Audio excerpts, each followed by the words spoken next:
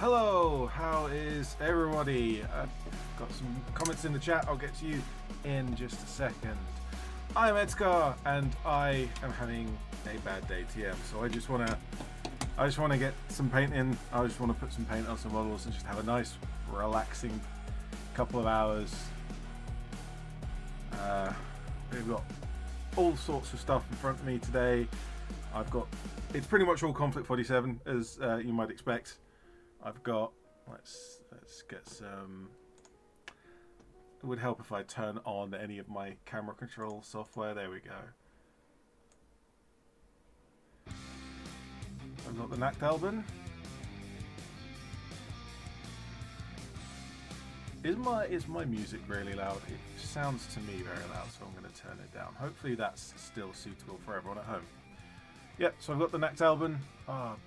Decent way through painting these, but there's still quite a few things to pick out. I've got my Ghost Attack Squad. These guys have had all their base coats and have had the wash, so it's just a bit of highlighting for them, so they can pretty much get done as soon as I've got through them. These are in almost exactly the same situation. These are some Schwertruppen. I have 4 that I painted a few years ago. I've got another 3 here today that I just need to paint them up to match. I've got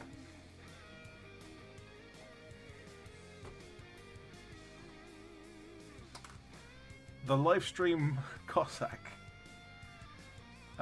which actually has now had a little bit of paint on it since the last time we saw it. Long way to go still. I'm not sure if I've shown this off before, but on the base I've got one of my Japanese Ashigaru. So this is obviously a Soviet vehicle, and what I'm planning on doing with every faction in Konflikt is to have a dead opponent model on the base. So my American linebacker has an axis or bits of an axis on the base. My Sasori will have an American, and yes, I'm covering it up deliberately and on purpose. And my Cossack here will have the Ashigaru. I actually put kind of molded him onto a bit of Milliput, so you can see that's kind of a yellowy colour. So that's a little mound of Milliput. But when I did all of the basing, like all of this texture for the basing, that's actually just cheap modelling clay, which is why I've put all these holes in it to let it dry a bit more evenly without cracking, because I'm going to put some snow texture over it, and once I finish painting it I can glue him in place, put the snow texture over, and you'll never notice that it was a separate piece. But I've got the transfer on the side that says "not a step backwards" in Cyrillic, and then lucky number 7 for my strangely the Kazakhs, because a lot of my Soviet stuff is Kazakh rather than Russian. There's quite a few cultures in that area of the world that sound similar. Cossack, Kazakh, and this vehicle originally was called the Cossack, and now it's called the Kazakh, and I don't know why. I don't know why they changed the name. It's a different group of people. Anyway, none of that's important. Hello to everyone in chat. So, Chris says, "Hi Ed, hello. I did notice that you were posting quite a few comments on my live stream from Friday, I think it was, talking about basically going through the Japanese list. As I was setting up for the stream at the time, I haven't actually had a chance to read through that. One thing you can do is you can reply to your own comment with further comments, and that will just keep it nice and neatly in one line, rather than separate comments every time. But yeah, like I said, I didn't have a chance to actually read through them, but definitely worth the input for the Japanese. There's a lot of kind of theory crafting going around the Japanese at the moment, because we're trying to eke out as much kind of as much as we can out of the units, because they are kind of I mean, some of it's pretty solid, but it's not as widely ranging as a lot of the other factions have. And Andre, hi, how you doing? Andre, apparently you were sent back in time for so one of my old shorts, wasn't it? Shorts were a whole big thing a while back, and so I did a few, and I got like 2 views on all of them, and so I stopped doing them. And then like a year later, one of them got like 1,000 views in a day, and like, I don't understand it. I don't understand how to make it work, so I just kind of gave up. Right. Let's get focus on this guy. That'll do. So this is the Ghost Warrior. I've got a green lens on his visor. I've painted that green. I can't really see it on camera, but it's highlighted in the top corner, or kind of the top edge over here, and then I've given it a gloss coat over the top of it, so it's really reflective, and as opposed to everything else. When I finish this model, I'm gonna obviously give it just a light matte varnish. But what I might do is, because I've got some gloss varnish as well, I might just put gloss varnish all over the visors, just to keep that nice and shiny.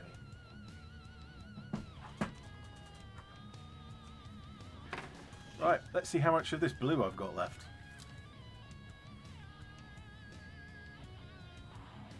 Not a lot.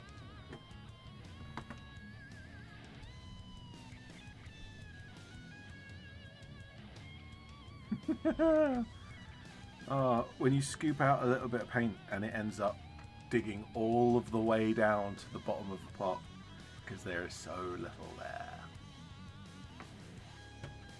Chris says, enjoy, hoping you get back to me with some lore thoughts. Oh! Yeah. Lore is a completely another side of things.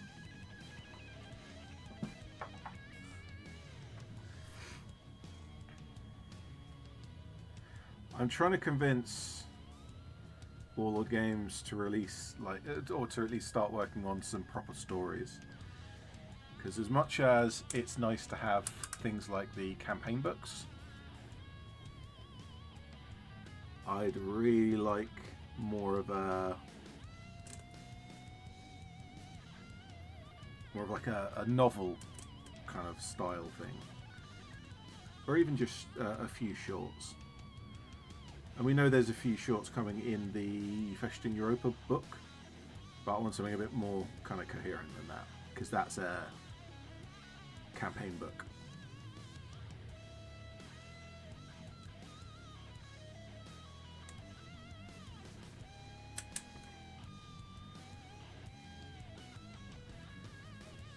My camera's doing the whole randomly changing brightness to make it as hard as possible to see what I'm looking at thing again.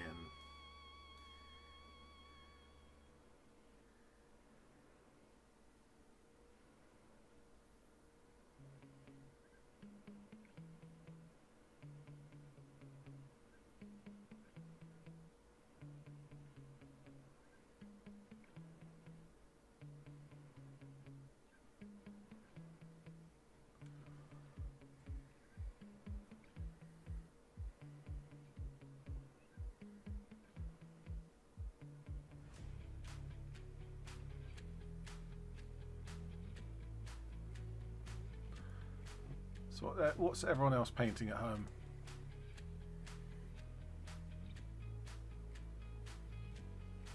Hopefully some Konflikt 47, but we shall see.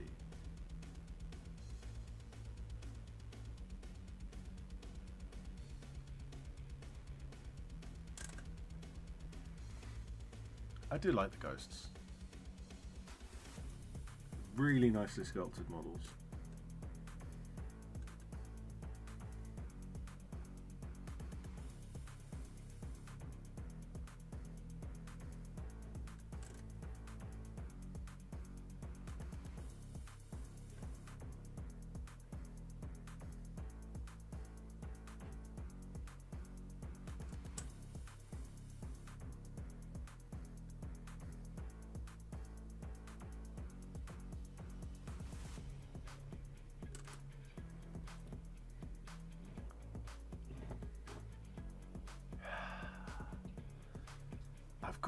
I've got the brightness setting locked on this, and yet that clearly isn't locked.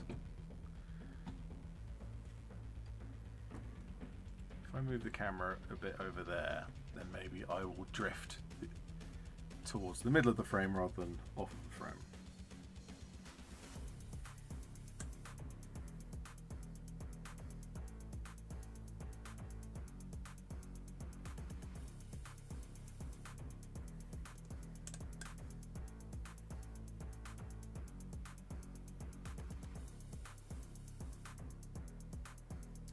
So one thing I don't have on the ghosts is a place to put a red accent.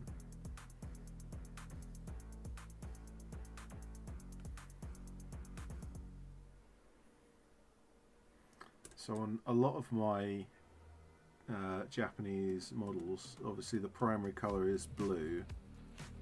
The armor is brown, which is going to be the same on the ghosts. But I have a little splash of some bright red somewhere. On a lot of the models it is the Sashimono or the Oni mask.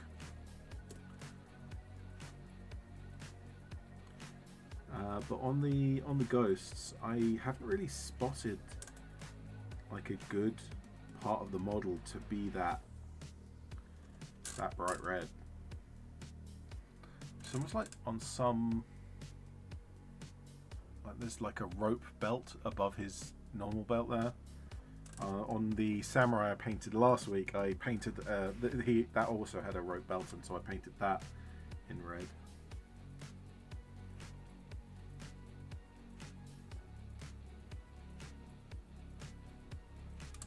Andre says, are you listening to an actual band or is this copyright-free music? It can be both. It's all the stuff that on the channel is going to be copyright-free because it kind of has to be. The current track is Nefex. Just Breathing.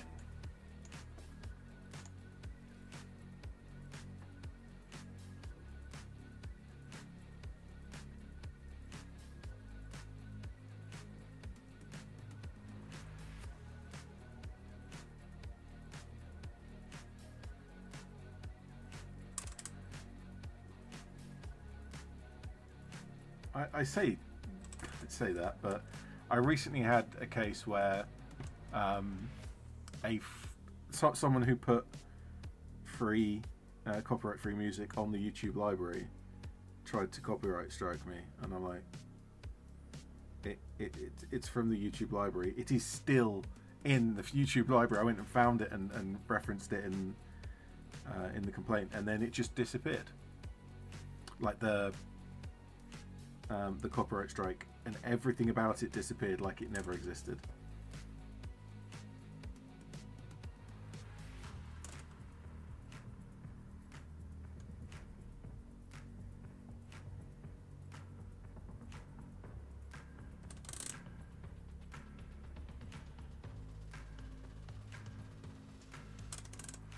So,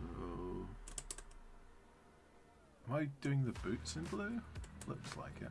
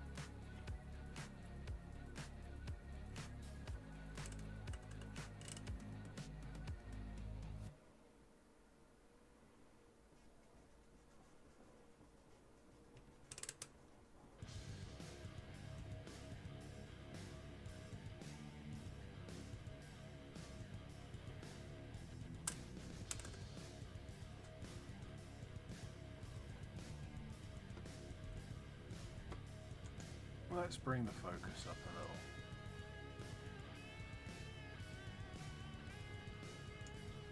should be better.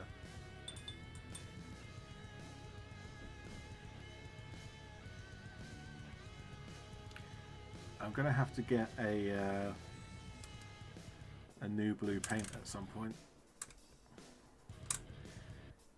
because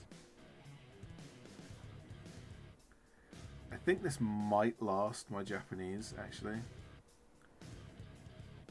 although it might not. Depends how much I get. Obviously. I think it'll last what I've got at the moment, although I think I've painted it all now. Because I painted the Chiha, which is video coming for for this weekend. Painted all the infantry once I've done the ghosts. And then it's just the Scorpion. Yeah, okay. That blue should last all of those.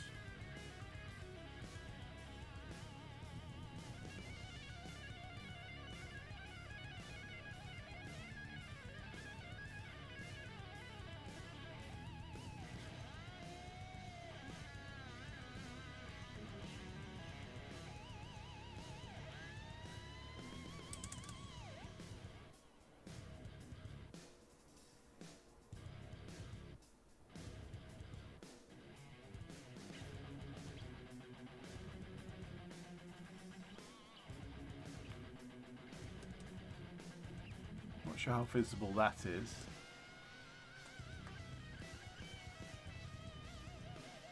Almost doing a little triangular highlight just in the gap.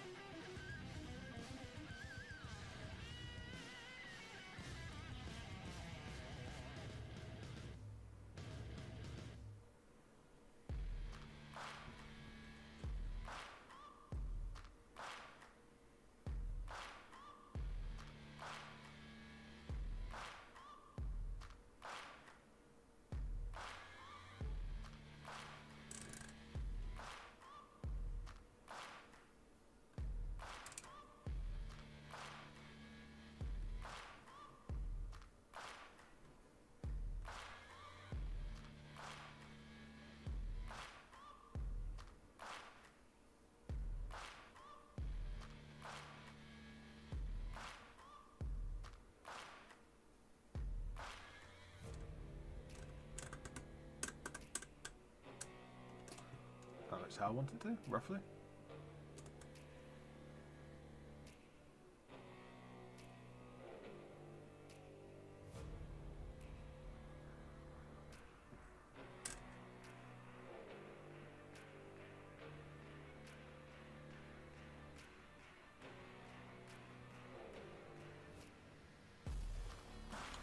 I will have to decide at some point, given that the armor, the brown armor, I highlight that with brown and then specular highlight with a tan.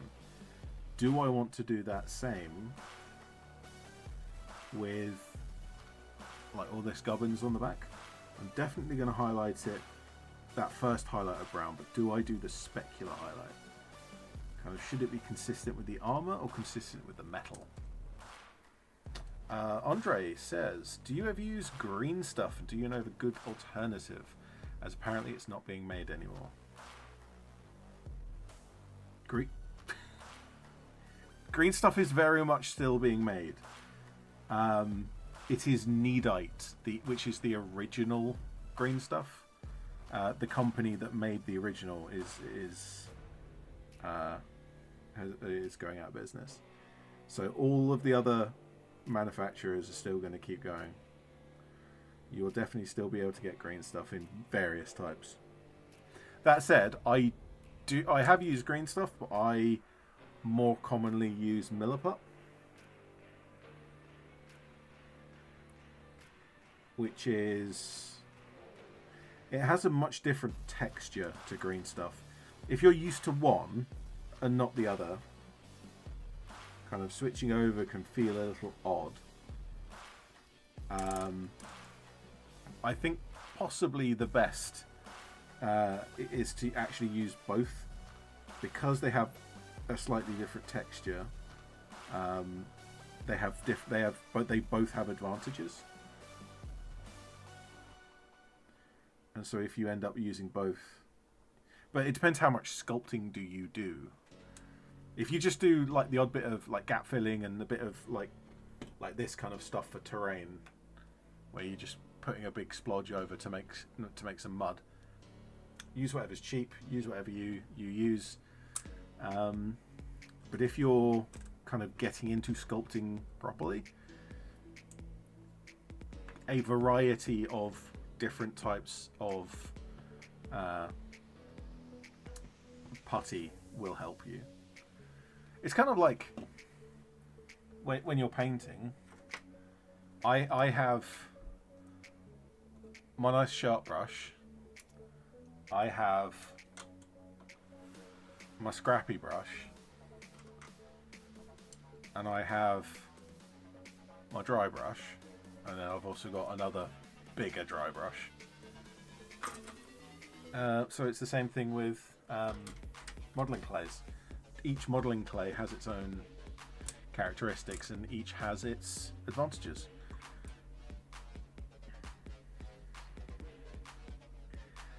So green stuff is definitely good for sculpting surface detail. So if you were, for example, you wanted to sculpt this detail on the model's chest, you'd put a bit of, mix up some green stuff, stick it on, and you could sculpt in that surface detail very nicely. Whereas something like this model's trousers, I'd use Milliput for that, because that's a big block, much bigger area, and you can have these nice smooth kind of ripples in the clothing in that.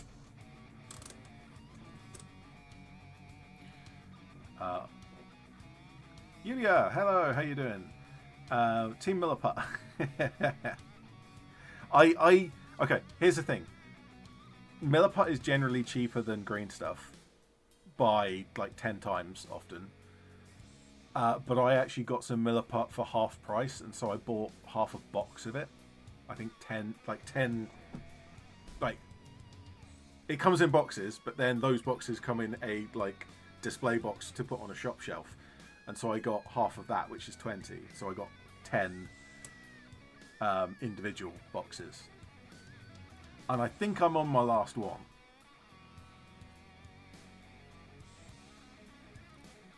I need to do it. There's one video that I've always wanted to do, and it's something that I've never really been able to get it all lined up to do it.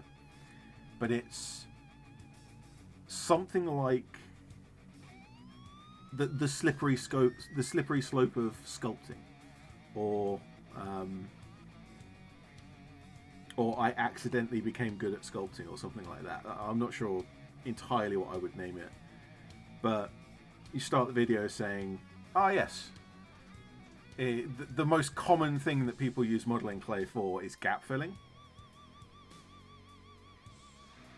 And Andre says, I'm mainly trash basher, so a lot of gaps and seams. Yeah, exactly.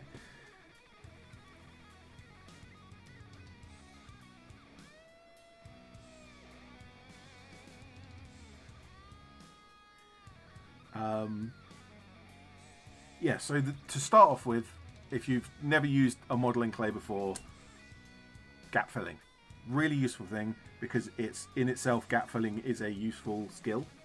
It's a useful thing to be able to do, but also it gets you to learn how to use the clay, right? How to mix it, how long it takes to set, and so on. And then you move on to like minor surface details. So things like the classic one is the purity seal, right, for 40k. But like adding an extra pocket to a model's shirt, or adding a necklace, adding folds in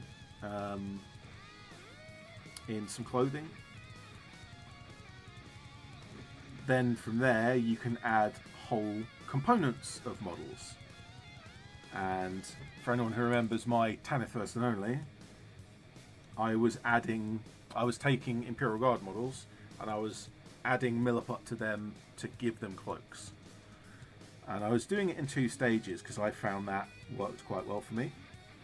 So I'd rough out the shape of the cloak, stick it on the model's back, and then fold it into the shape I wanted it to be, and then I'd let it set and I wouldn't worry about the surface detail. Because then I'd come back with another lot of Milliput once the first lot had dried, press it into the first lot, and then I would sculpt the folds and ripples in the fabric in that second round. And what that meant is that I have something to press against. Because if you try and press surface detail into something that's soft, like a Milliput cloak on a model, it's just going to collapse in on itself. But once that first lot is set, it becomes rigid, and you can actually press in with your sculpting tool into that to make the ripples. After that, I made a torso to go with all of the spare arms and heads and spare bits that you get with various plastic kits. Because if you can have torso and legs and throw on all of the spare bits from your plastic kits, well, you've got a few more models now. And that's as far as I got, because, well, kind of 2 reasons. One is that my torso was pretty rubbish. it didn't look great, so I wanted to go back and do it again.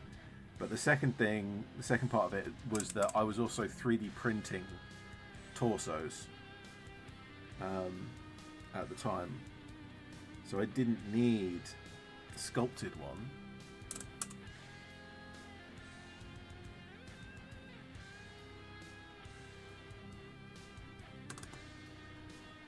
And so I guess what I should do is kind of go back to that. Sculpting a whole component of a model, such as like torso and legs to stretch out a plastic kit, is that next step. And the step after that is make a whole model.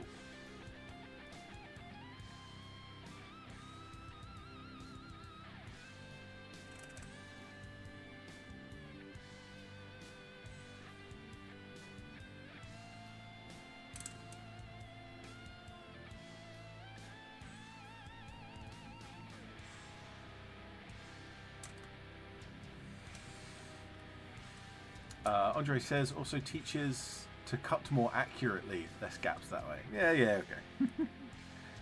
That's actually something I've noticed with model kits. Like 30 years ago, you'd get some plastic infantry or a plastic tank or whatever, you glue it together and you kind of force all the pieces together, and then there would still be gaps. But I've had a lot of kits recently from various companies that just kind of go together and line up. It's why I find it very strange when people like newer modelers complain about model kits. They're like, oh, this particular kit was really hard to build, and I'm like, bitch, please try a 1970s Gundam. Like, I've built that stuff. That's hard. Build a garage kit. Do you remember garage kits? I haven't seen a garage kit in a long time. Should I make a garage kit?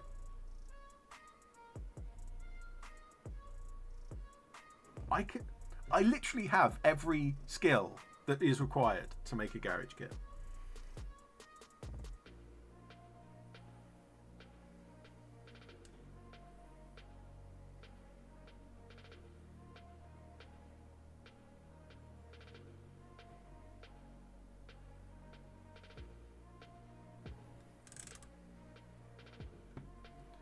I tell you what though, there is one aspect of garage kits that you'd have to be careful with, and that's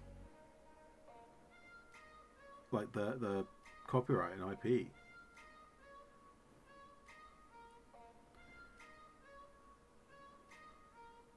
So I'd have to make the whole thing from scratch. Whereas usually with the old-fashioned garage kits, they would take like pre-existing models and cut them up to make their pieces. Huh.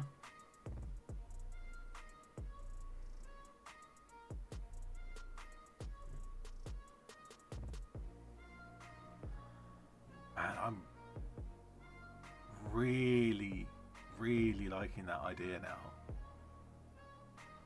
Andre says, never built a kit, too fiddly, that's why I trash bash. Pick your own skin. You've never built a kit? Ever?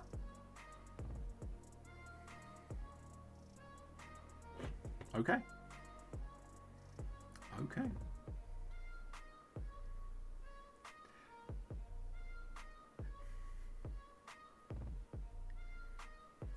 I need to see some of your work. Because you've mentioned a few different things, but I've never actually seen it. Trash bashing is completely different kettle of fish, but also cool in its own way.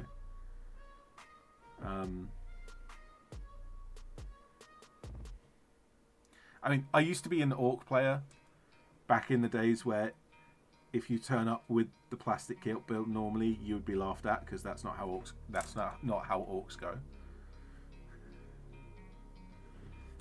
Oh, gonna have to be careful with the fingers.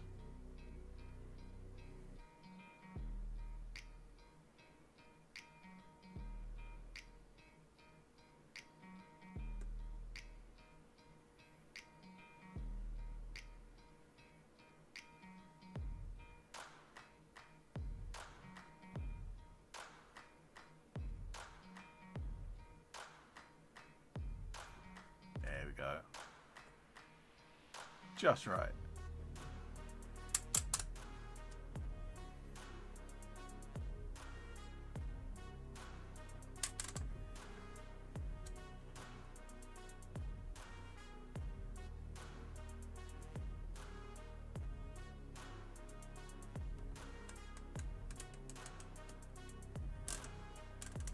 Oh, plenty more on the back. Nope, fingers aren't really compliant. Ah, shame. That's, yeah.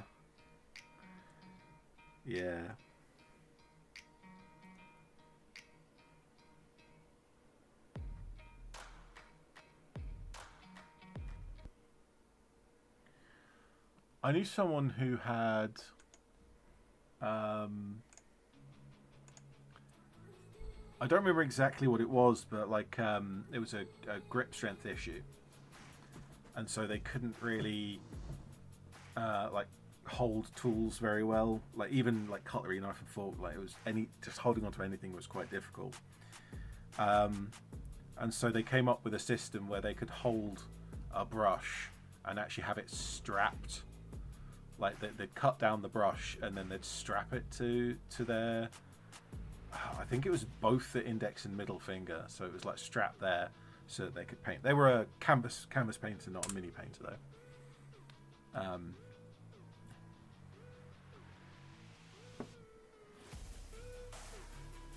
It's kind of the thing about humans is that try and stop us and we'll find a way. We'll make it happen. We'll do our stuff.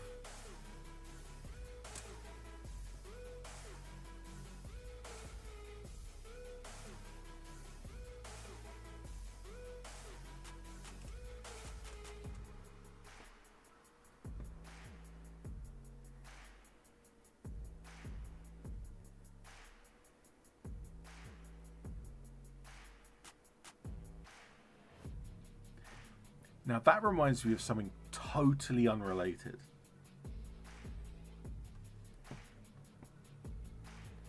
I'm trying to remember how it went. It was like a social media post probably somewhere. And it was along the lines of, like, in fiction, whether it's aliens in science fiction or monsters in fantasy, it's always that humans are the baseline and then all of the other creatures have abilities that we don't. Like elves live forever, and orcs are really like much bigger and can regenerate, and so on and so forth. But the idea that they went along with was, what if humans aren't the default? Humans are the superpower creature. So we turn up, and the aliens are like, oh man, this species can break an arm, and they don't die. They just kind of strap it up, and a few months later they're fine again. Or like they can eat poisons and they'll just throw up and carry on going. I don't remember all of it, but it was stuff like that. It was just a different perspective on things. How's that looking? I think the first one was a little better, but they look good. They look good. Yeah, Andre says, glad you can paint minis, just not that often. Yeah, absolutely.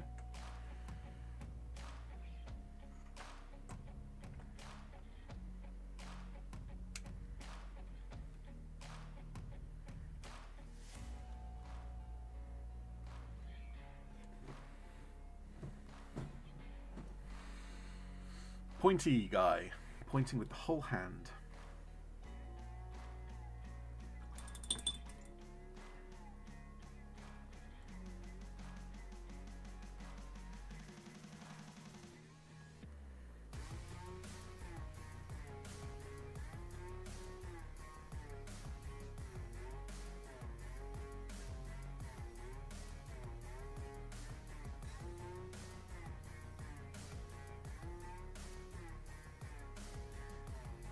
Once I've done my ghosts, I think I will be at 1500 points of conflict for my Japanese.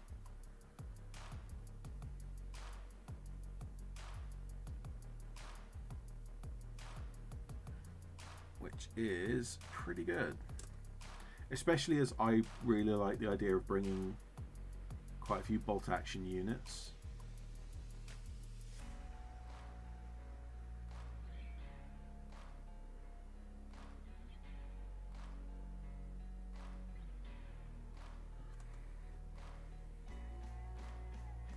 See, that's something about Chris, if you're still around. Something that I mentioned at the end of that stream was that I covered all of the conflict units, but if I was to go through all of the bolt action units for Japanese that you can bring in conflict, that changes the discussion quite a lot.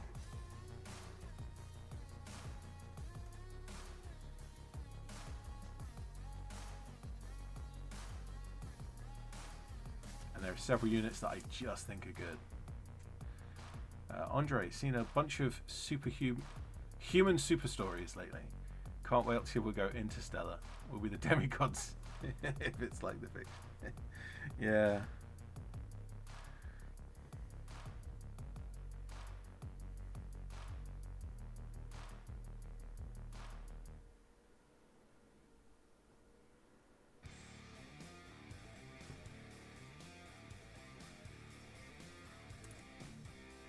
Is that in the armor or is that a mold line? I think that's a mold line. Whoops. Never mind. Yulia says, what is your favorite army to fight against? Don't mean in terms of matchup being favorable. And what's the least favorite? Good question.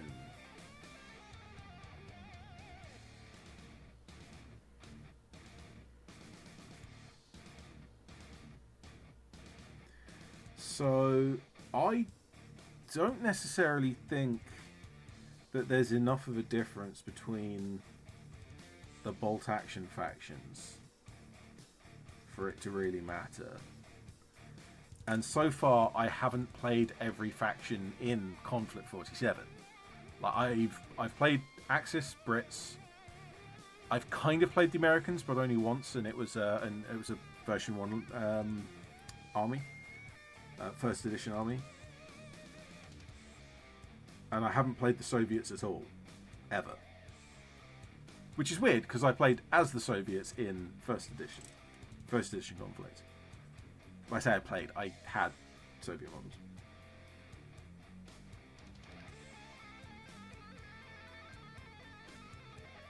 And so for bolt action, it's much more about the style that the opponent brings, the style of play, rather than what faction they're actually bringing. And I can definitely tell you that I really, really like a kind of the more mobile, aggressive players, because that's kind of how I play. And if another player plays in that same way, things can get really chaotic, and that's a lot of fun. In Konflikt,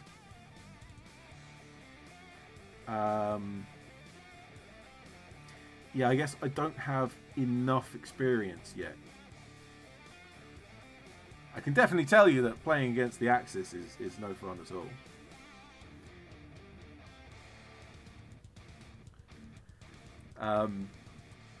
Maschinengewehr, the grav gun that the light vehicles have, can just delete a whole squad in one go.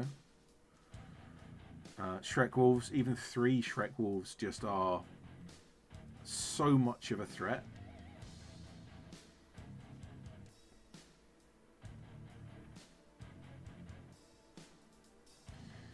The Brits, especially with all those automata, can put out so much more firepower. Just lots of light firepower. Oh, Yulia says, sorry, should have specified this is for Konflikt. Okay, I'm talking about Konflikt now.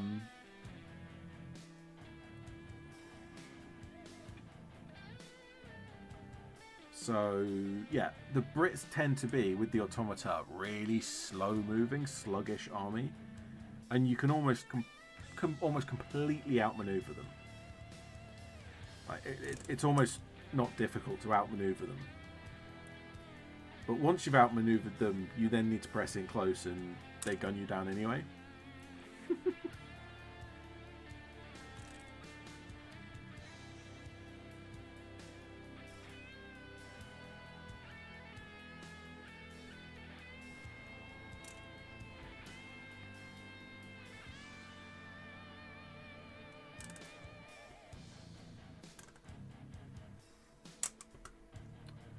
So, fighting the American list that I played against was fairly good as a Japanese player. Because it was a first edition Konflikt list, it was actually relatively well matched as in terms of like the style of units, because they had various mechs and I had the Sasori, the Type 6. They had heavy infantry and I had my assault frames. So, I mean, it wasn't like a mirror match, but it was a very similar feel, whereas a lot of the more recent American lists is Fireflies and linebackers.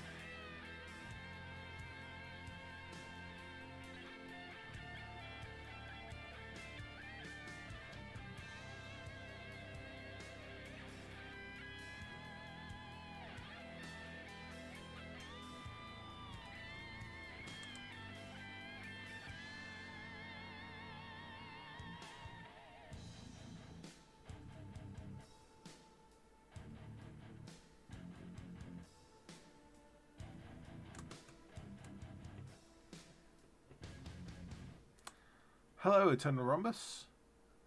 Does the Axis Grav Gun roll 2 hits separately against each model under the template? Or are all the attacks rolled against the models in the unit? So, we've been going back and forth about exactly how it functions. But you place the template automatically. You don't have to roll for that. You just place the template on the enemy unit. And for every model under it, you get 2 rolls to hit, or I think one of them has 3 rolls to hit.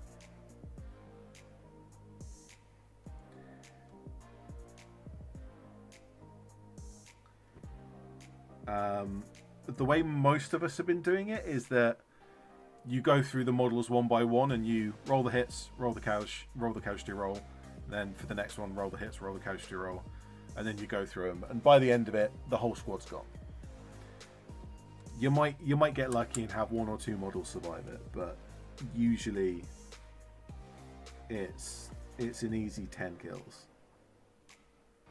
It is crazy powerful.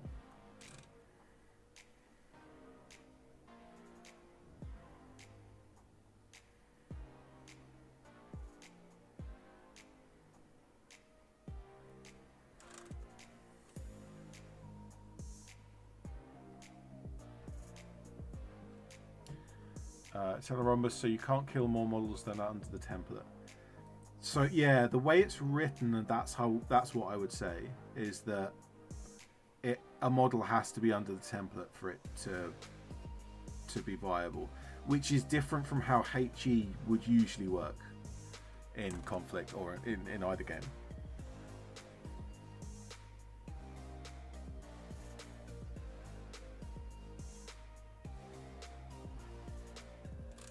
See, I do like that the 5 nations rift weapons behave differently, like different game rules. That's really kind of thematic and cool.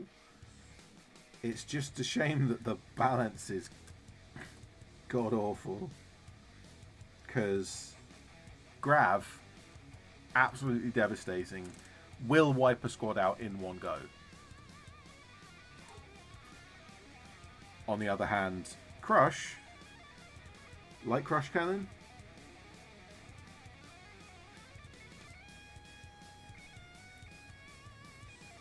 here's a Pen 3 hit on that vehicle, or here's one Pen 3 hit on an infantry squad.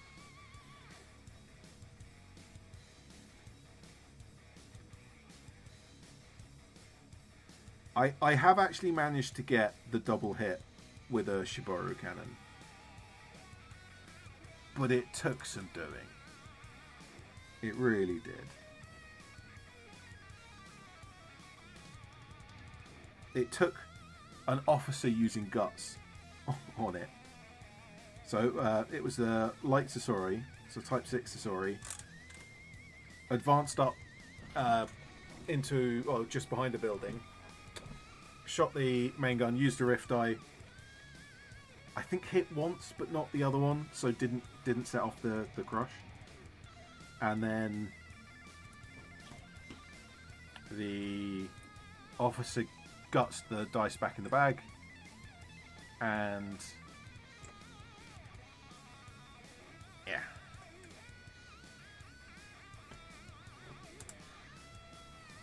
And had a second go, and it's only with the second go, stationary now, so 4+ to hit. And that's still a 1/4 chance of actually getting the crush ability. Whereas with Machine Schwer, always happens. Use Rift Eye, you always get it.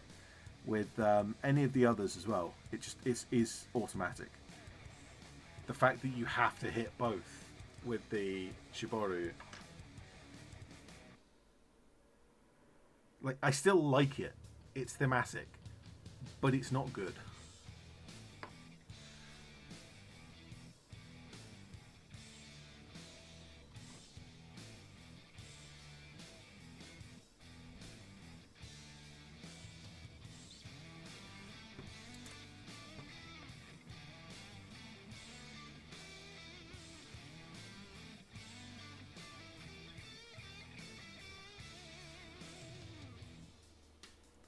So this is number 4 now.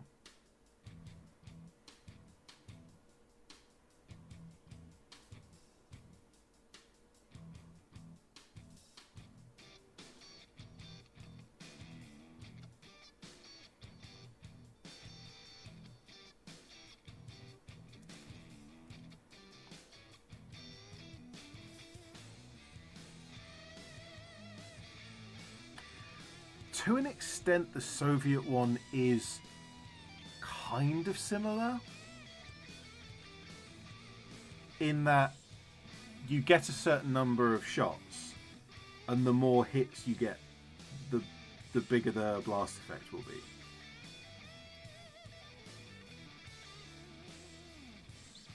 That does mean that if you only hit with one, you still get the ability, right? You still get something, even if it's not as much as if you'd have got all three. Is it three? I think for the Zerkovi projector, the infantry one, that is... Oh no, the Optimat is the infantry one. I think that has three. Yeah.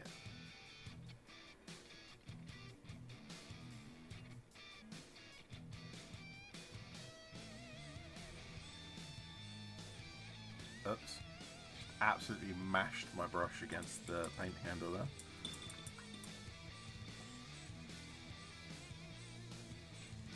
As I've mentioned, the painting handle.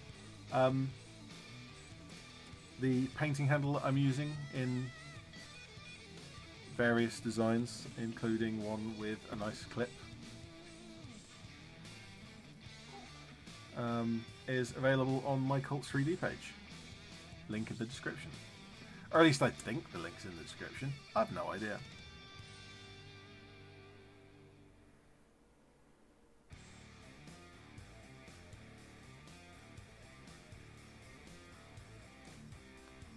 Right, let's get those fingers.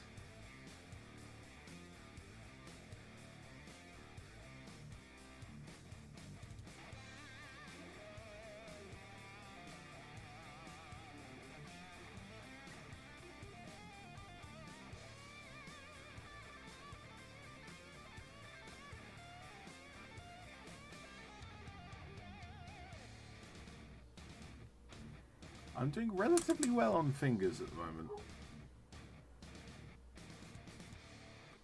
Usually I mess up stuff like fingers, but I've managed to do them fairly well today.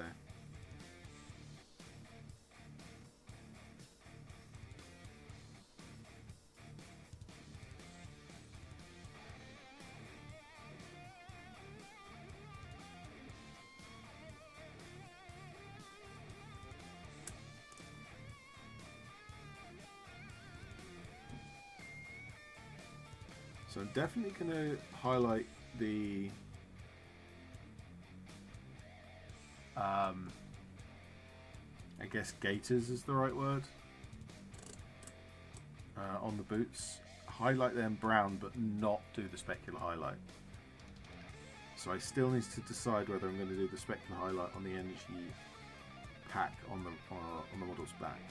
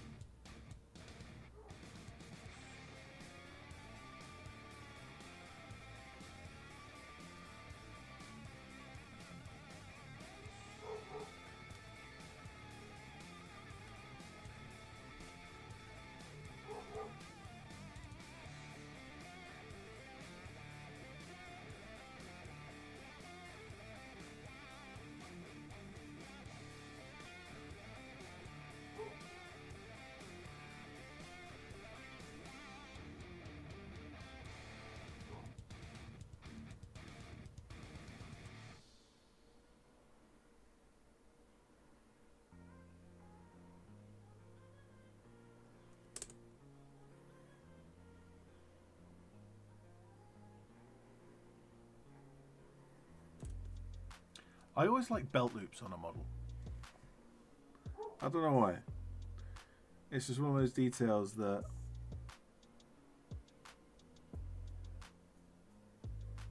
never used to have because it was just too small a thing to be regularly sculpted, but these days it pops up all the time.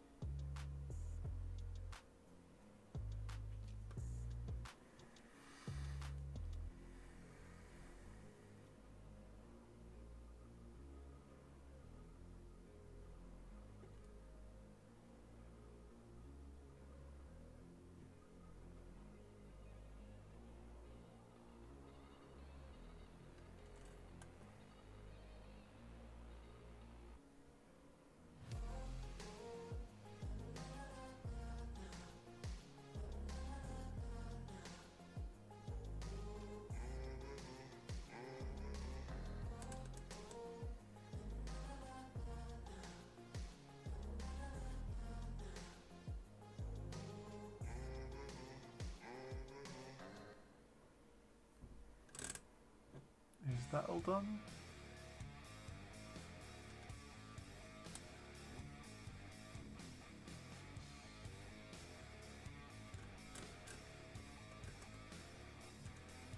Oh, the feet. I haven't done the feet.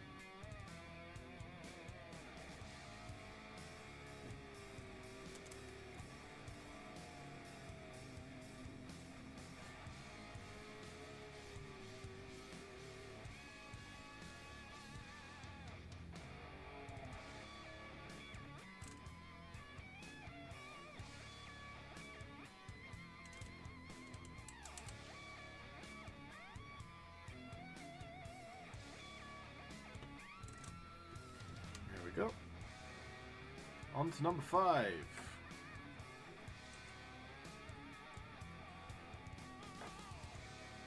So this is the last of the Seocast ones, and then it's just Gunso, the metal one. What are we at? 8 o'clock. An hour in.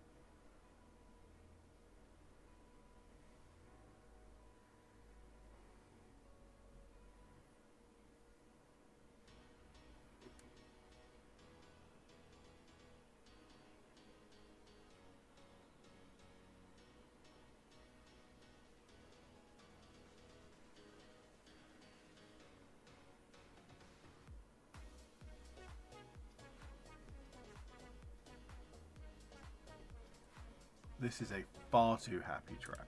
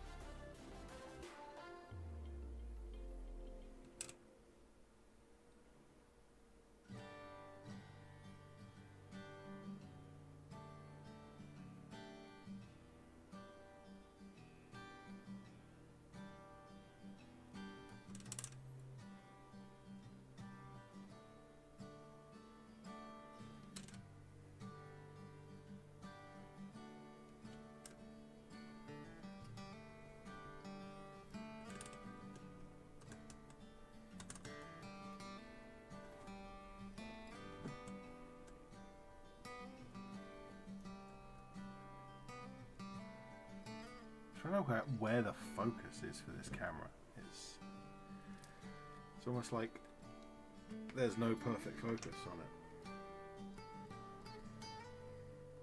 Should maybe be a bit further away.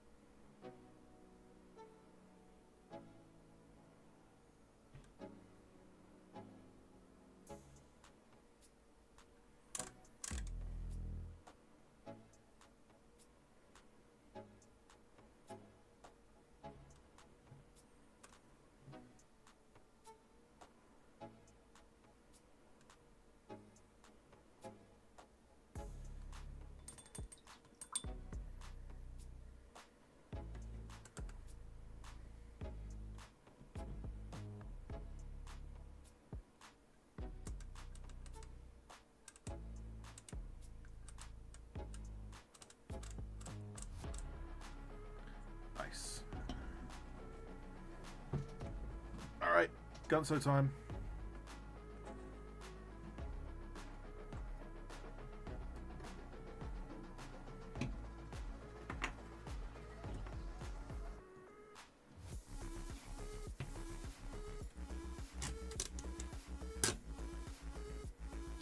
Yeah. Cool model. I've got sort of a plan on what I want to do with all of these ripples, but I haven't 100% convinced myself how I want to do it. But I do know I need to paint the rest of the model normally first, and then do that last.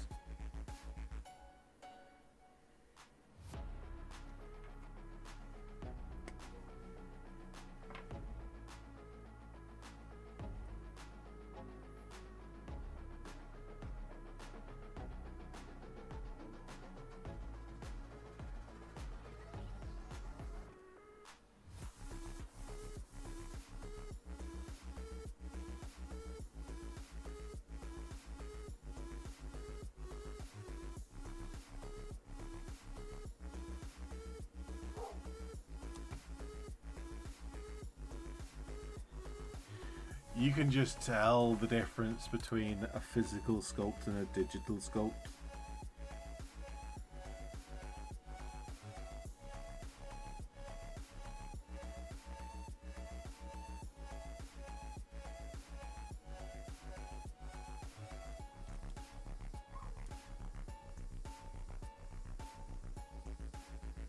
This is really nice though.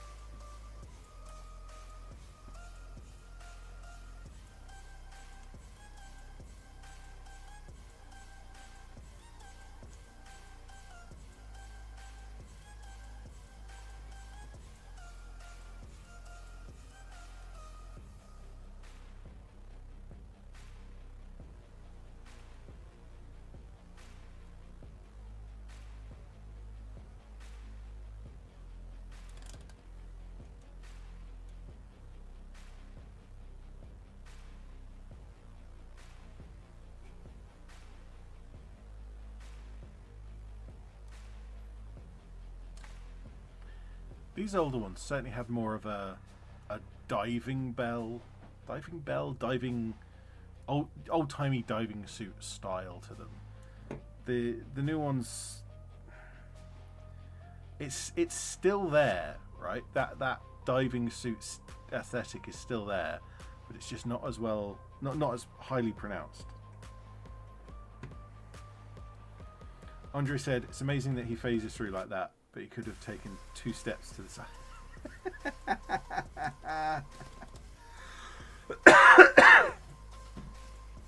Yes, well. What's to say that the rest of the wall isn't just a complete wall? You only get to see the bit of the wall that interacts with the base. Maybe it's a full building.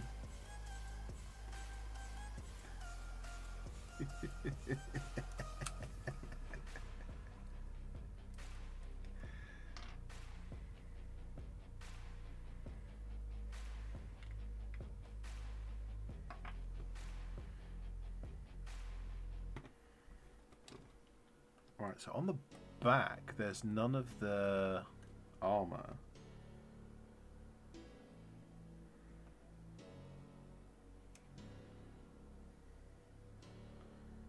There's a lot more of the blue, the uniform.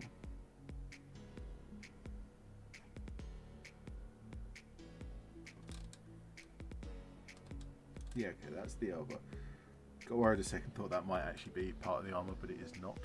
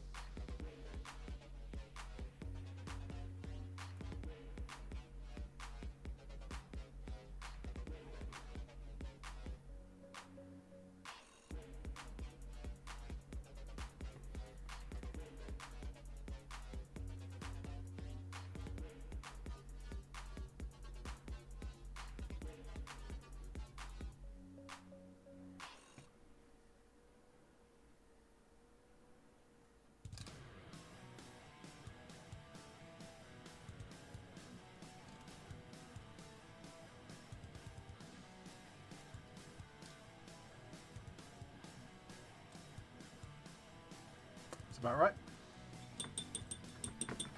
right. Eternal rhombus. Only the weak yield to the brick wall in their path.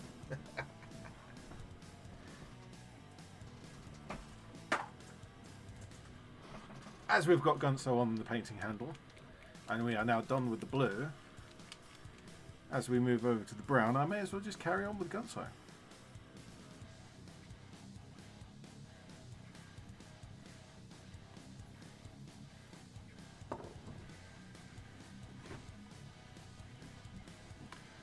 So all of the armor is getting highlighted, but also a lot of the other parts of the model are going to be highlighted in the same way. However, the armor gets 2 highlights, 2 separate highlights, whereas everything else just gets the 1.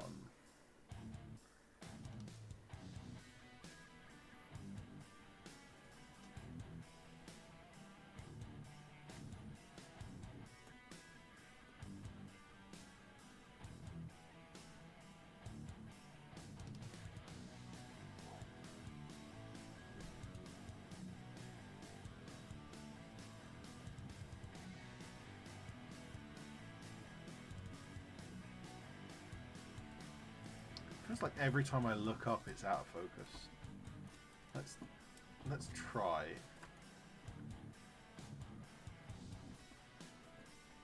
Pulling back a little. It's going to be smaller on screen, but maybe we can get a better focus on it. See if that lasts.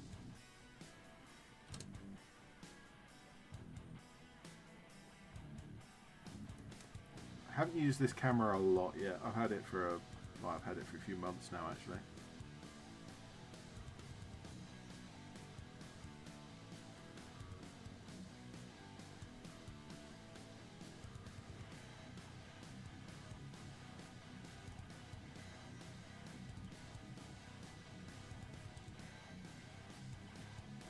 Yeah, I think that's better.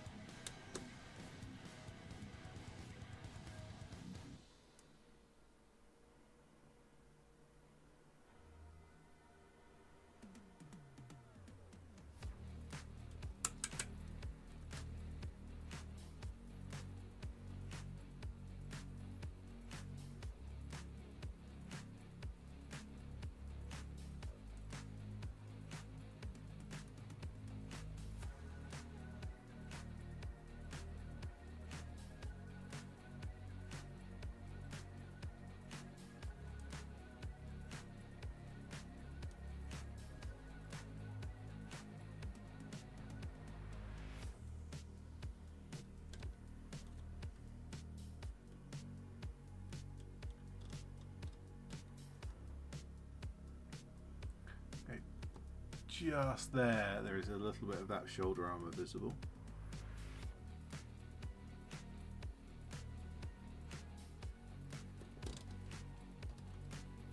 None visible on the back. I mean, I could have done his butt armour. I decided to do that blue.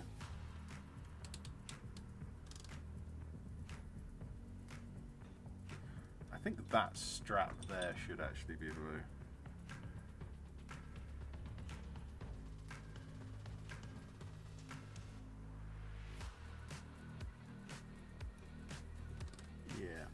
Yeah, that's right.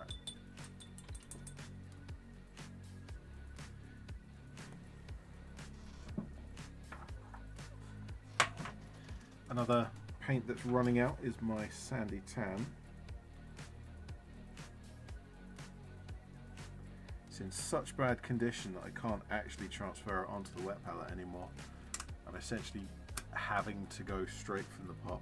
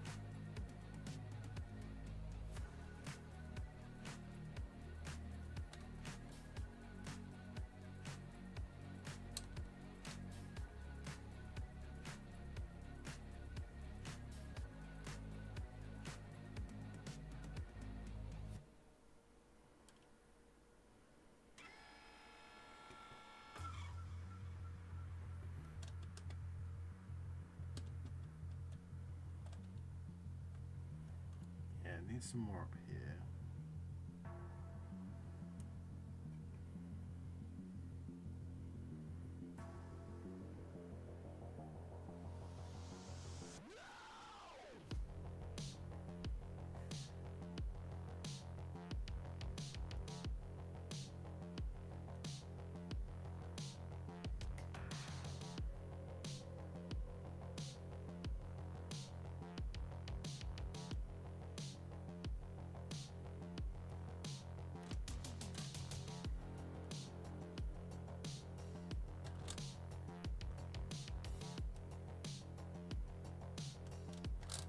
Right, so that's the actual Ghost Warrior painted. Now I paint the wall.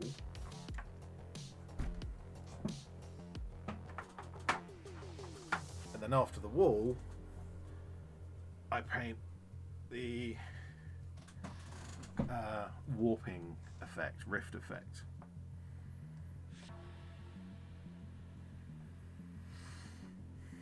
Speaking of paints, this one's running out as well. Just all of my paints are running out.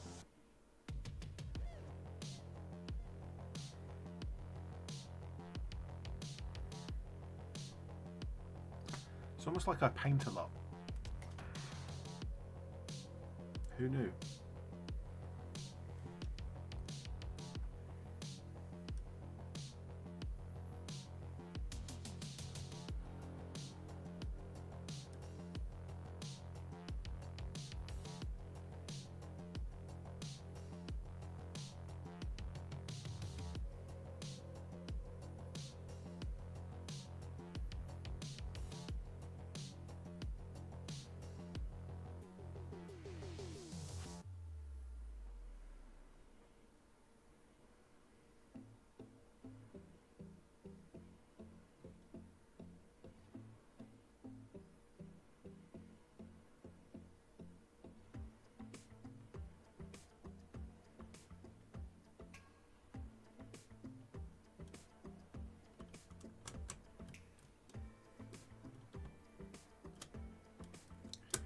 How are the colours coming out on this camera? Because I know we've had that problem before with this camera where the orange and the brown just become the same brown. This is somewhat of a muted orange, but I think I can see on the screen that it is a different colour from the brown. Just about.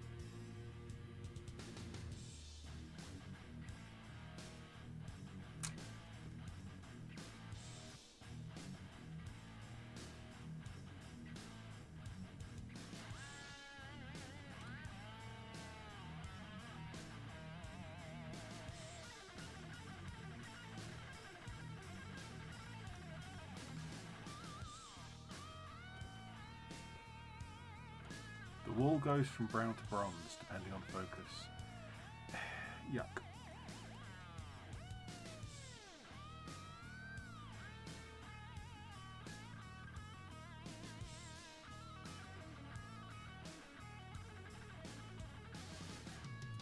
Yeah, I'd love to be able to just drop like 400 quid on a really nice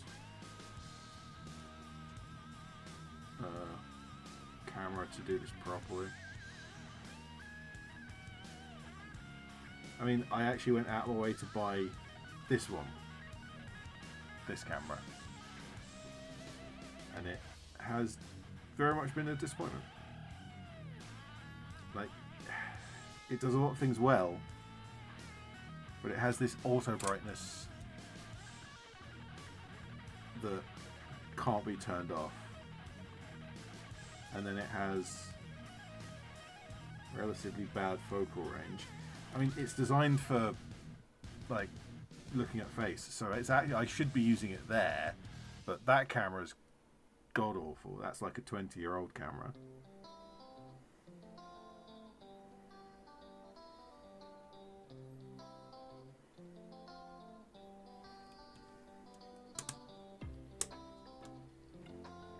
would actually be nice to move this camera to there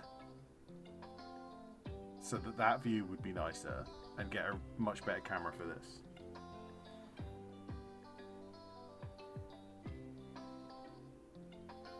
But it's what I have.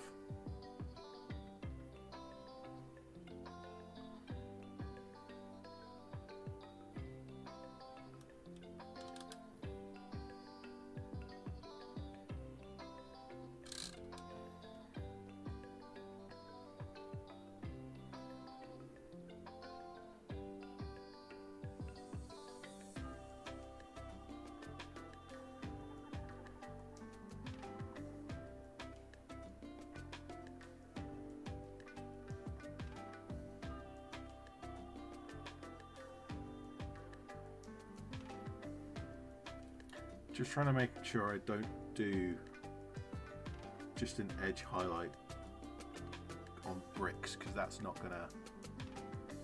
Andre says, my wife is into photography, that stuff is expensive. Yep. Oh yeah. Especially if you want a DSLR that can also act as a webcam, because most of them can't, for arbitrary reasons.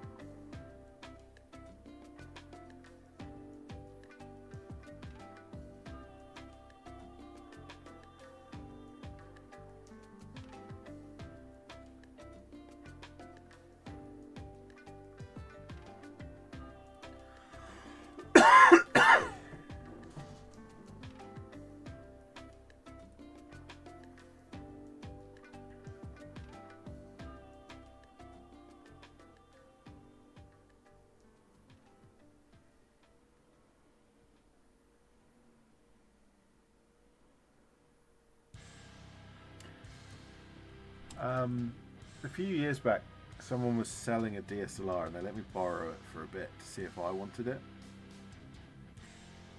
And I set it up with a monitor because it had, I think it has mini HDMI out. So I've got a mini HDMI to full HDMI, plugged it into one of my monitors. And it took about half an hour for me to get anything out of it. And I realized that the only thing you could actually view on the monitor was the photographs you'd already taken. So it couldn't go straight from the sensor and output. You had to take a picture, save it, have it saved on the camera, and then that gallery would then be viewable on the monitor. Like, you've gone every single step up until the thing I actually need all of these steps for, and then you've stopped. Like, why?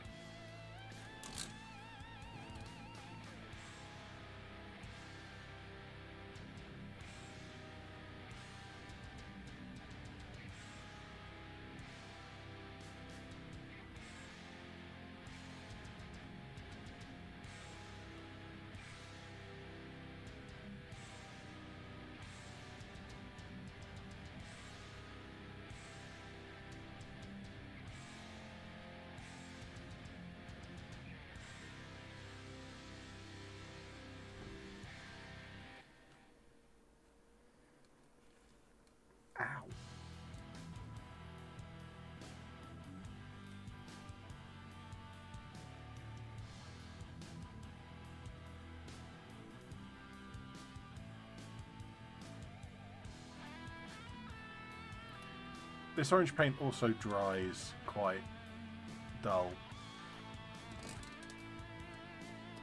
Oh, I think it's getting there.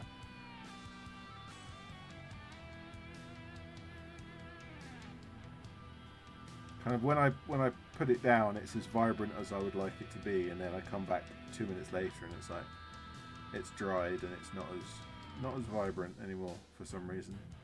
I guess it's just how this paint behaves.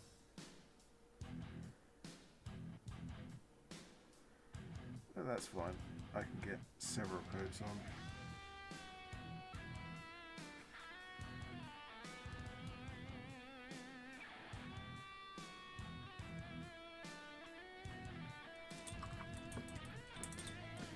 I think that'll do. So, do I want to do the rest of the squad, or do I want to do the glow effect now? Ugh.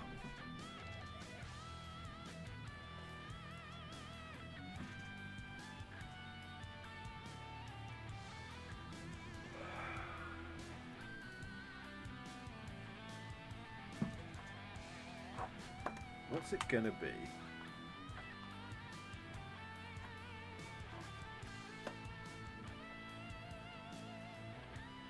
I saw someone do a ghost recently, yellow armor, and like a really dark brown brick wall, and they painted the glow, the rift effect in magenta. Now I don't actually have a magenta.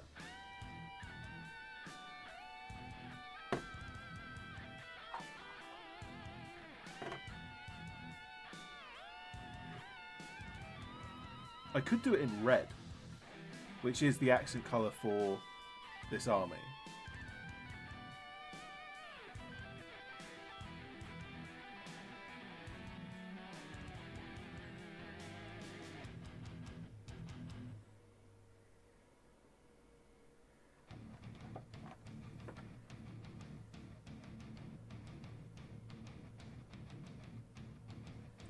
Or I could do it in purple.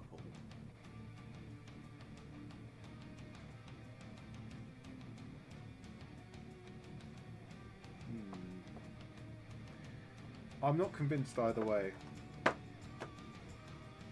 I'm going to do the rest of the squad and I'm going to come back because I need some time. I need some time to think. Other than that, Gunso is done. Oh, yes. So I do need to work out something for the base because I want to do the kind of ground cover that I've been using on the rest of the army on one side of the wall, but I'm thinking of doing like an internal like wooden boards kind of thing for the other side, and I'm not sure which side should be which. So is Gunso phasing through a wall into a house or out of a house? And should I do like a tiled floor or a wooden floor? Andre says, are you bound to certain colours? Purple would be cool. I am absolutely not bound by colours on this because I have not done a rift effect for the Japanese yet. This is the first. In fact, this is the only one I know of that has.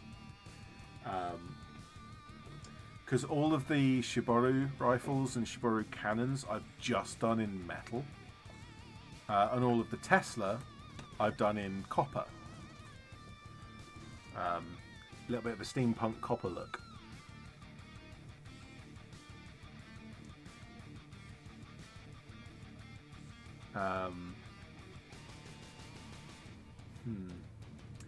I'm liking the idea of purple, but I'm just not. Because here's the thing: blue's a primary colour, orange is a secondary colour, and it's the opposite of blue.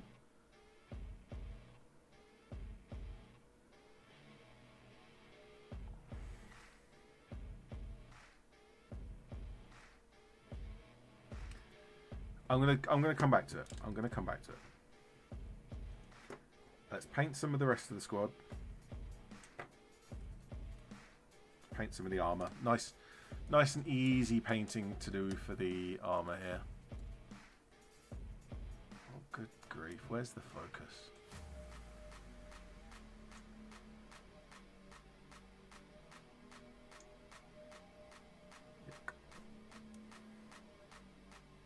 I'm liking that purple because I've got a like a desaturated pink that I can highlight it with. So if I mix purple and the orange and go around to really have a nice blend from the orange into the purple and then kind of the fine highlight up with pink.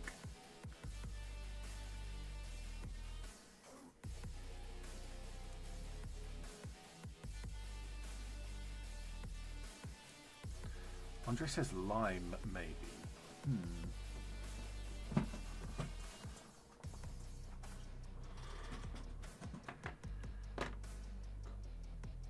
Not quite lime, but it's an extremely vibrant green that I have.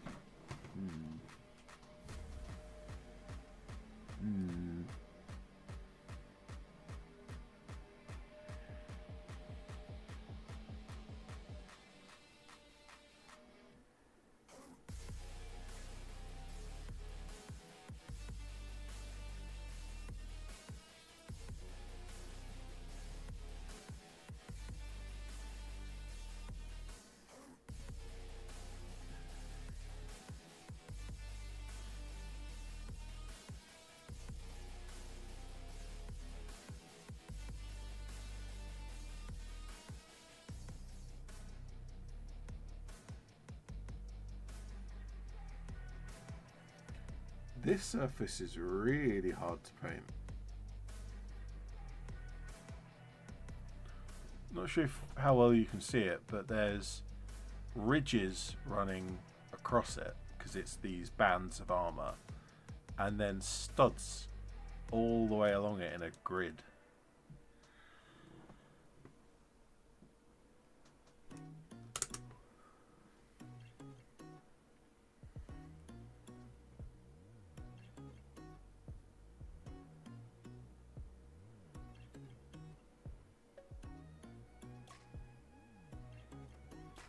Thigh armor's a little easier, not by much.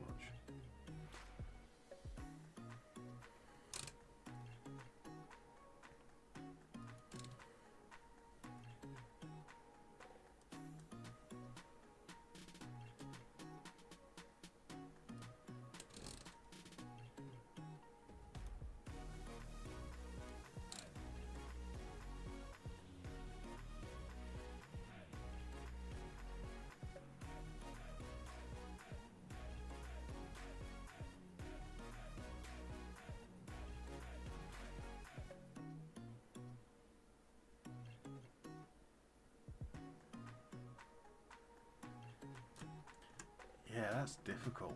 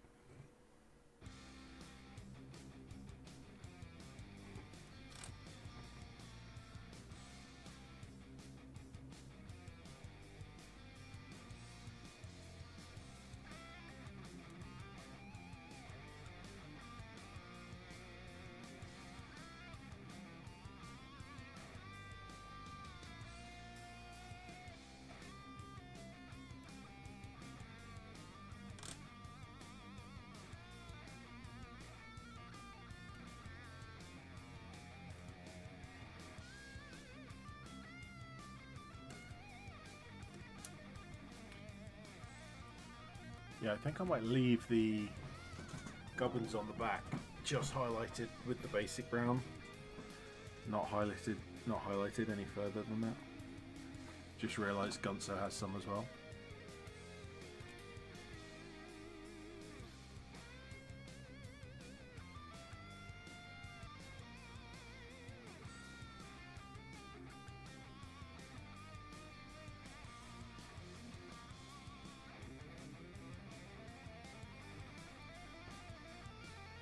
Although kind of different.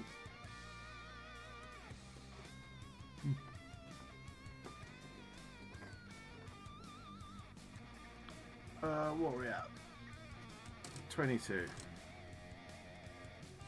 I'm running a little tired, so I'll probably just finish off this brown for today. And that puts us in a good position to finish the squad up in the next stream.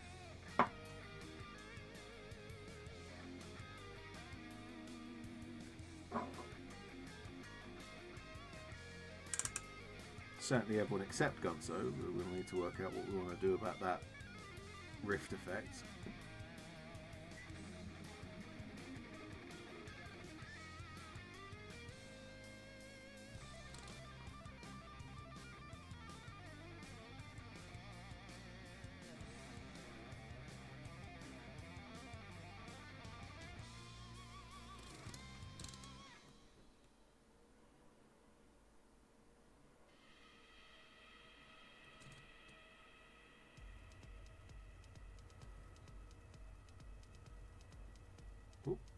That's bright.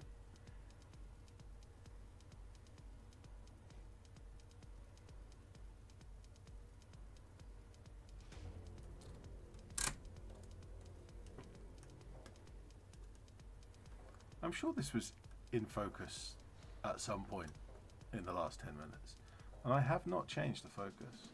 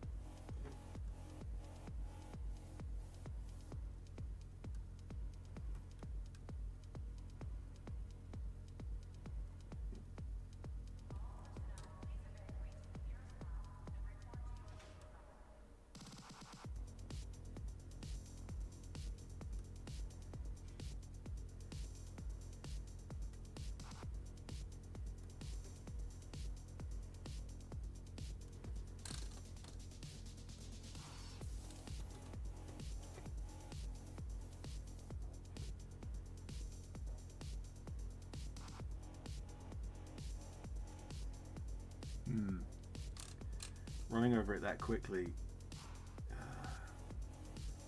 it's not really how I want it to look.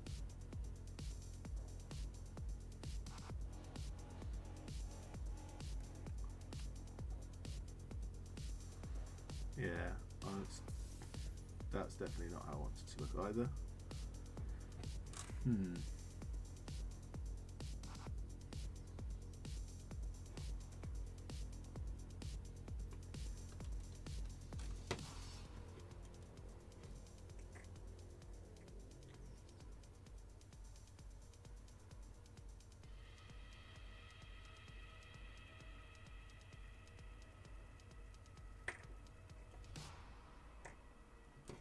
3 down, 3 to go.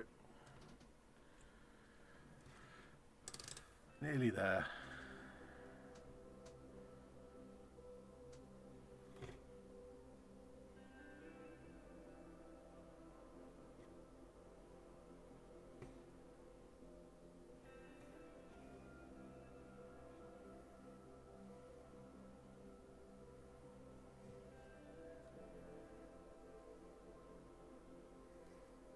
I'm hoping that when I put the specular highlight on that shoulder armor, it will make a bit more sense, but yeah, I'm not really managing to do it like this.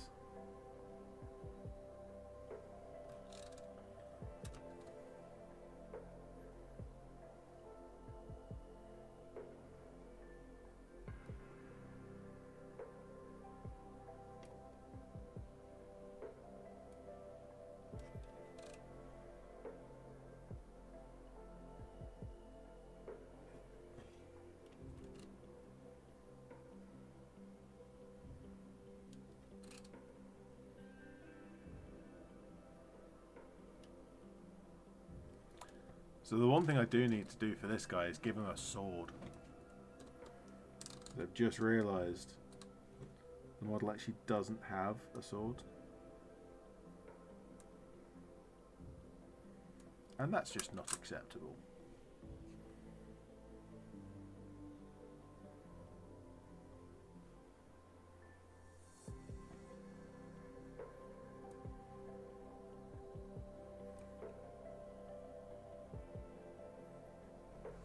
Giving every single squad the option of having combat blade for their NCO,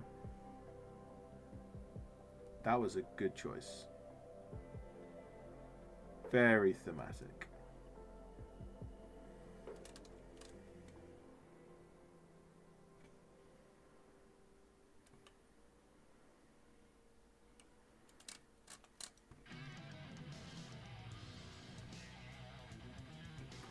What I sort of want, and I'm not sure necessarily if this is a good idea or not, but that regular rifle squad,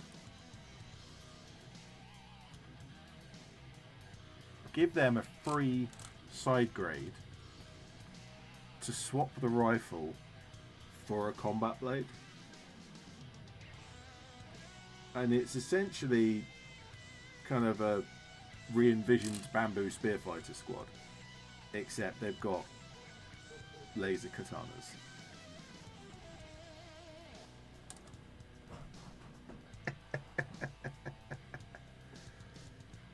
I don't know about you, but I like that idea.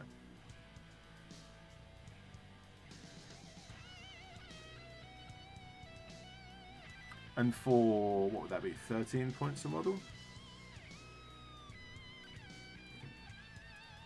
Veteran with +1 pen in combat.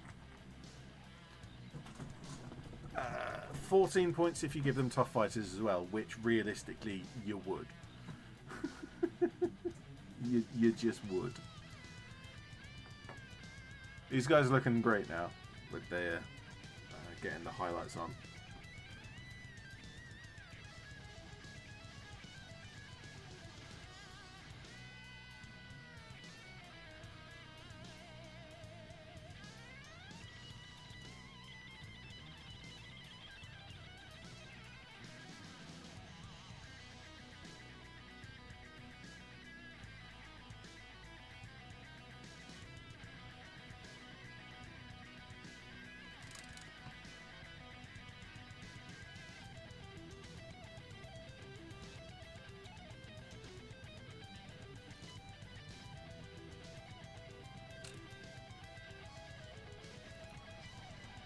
That said, the one model that I would really like, and I've already actually got a model that would represent this, so the unit rules that I would like for this model.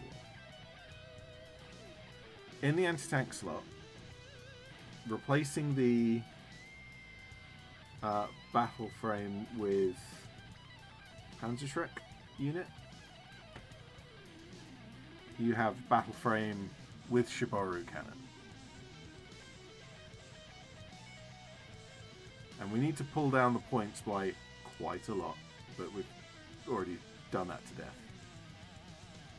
But that would be cool. Just having an infantry, 2 models, running around with a Shiboru cannon.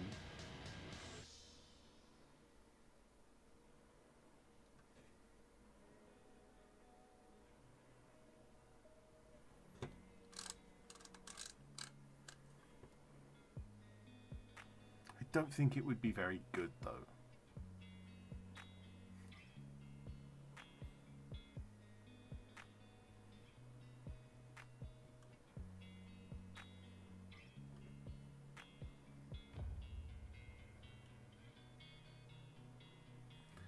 Oh, another idea I had from something I found while looking up the Ashigaru.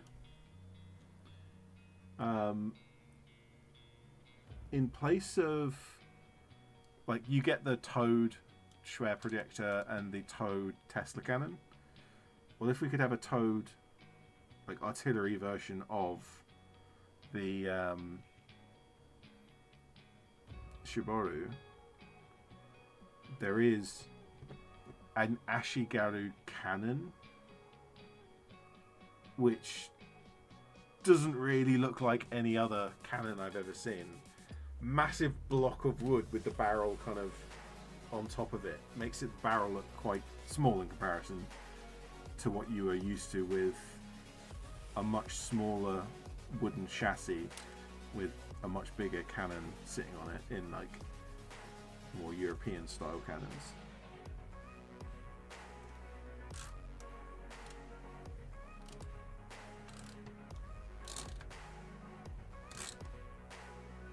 Yep, that was good.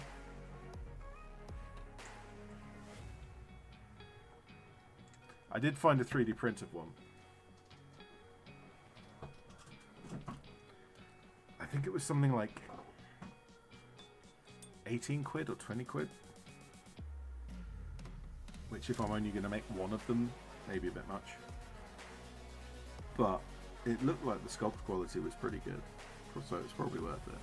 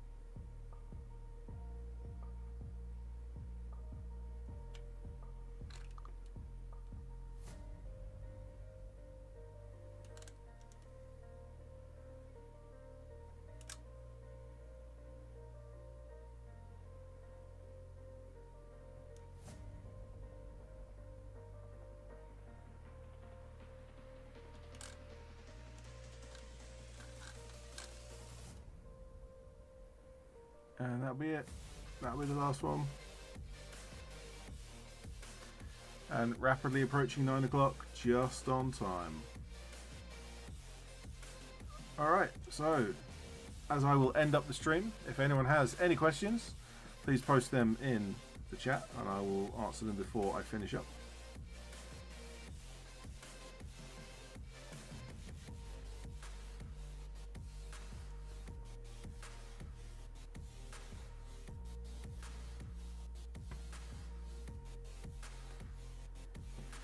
I've got I'm not sure if I'll have time for another live stream this week, so we might have to wait until next Monday for the painting stream.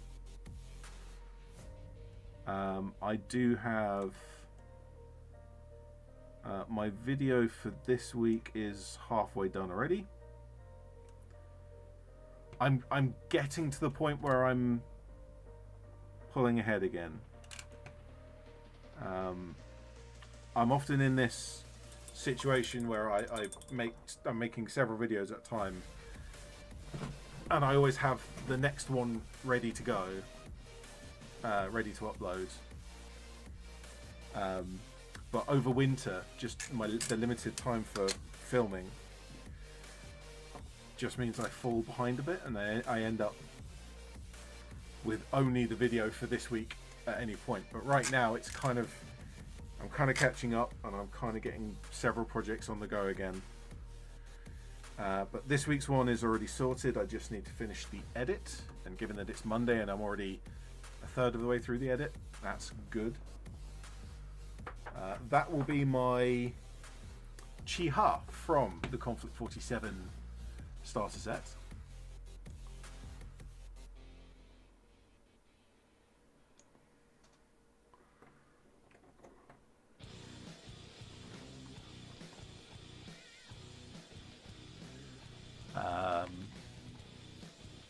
Damned Legion 40k shorts. Good morning. I was just about to wrap up the stream, unfortunately. It's always the way. The amount of times I've joined a stream as they're as they're closing the stream. It's always annoying timing.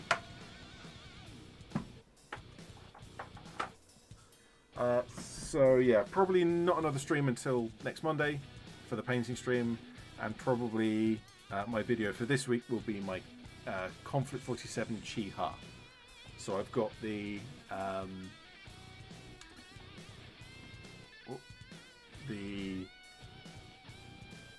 compression turret and both of the historical turrets, and I've managed to make the turret bright blue and still make it match the hull, whereas the hull is a camouflage pattern that fits for for bolt action. So I can use the model in bolt action or Konflikt 47, and it looks great in both ways. And in today's stream, we painted up some of the ghosts. Not completely looking good. Yarrick looking good. Yarrick? I don't see Yarrick here. I have some... I have Gaunt. I have several Gaunts, in fact. I don't have a Yarrick. I actually don't have a Yarrick model. I've got the old Gazcol, the metal one, but I don't have a Yarrick.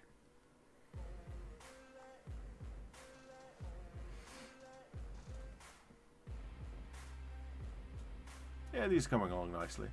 So for these, all I need to do is the specular highlight on the armor, which we've already done on Gunso.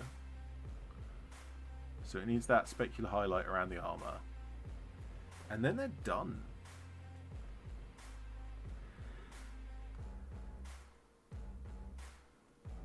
Yeah, just the base. So it's specular highlights on the armor and the ground cover on the base, and we're done. Although Gunso himself needs a bit of a glow effect around the rift warping through the wall effect, which I think we might go with purple for that. We were discussing that earlier in the stream. Right, well, thank you very much to everyone who came past. Thank you for everyone who chatted away. I've already talked about what's coming up soon for me. So I'm ED-SKaR, always will be, and thank you very much for watching.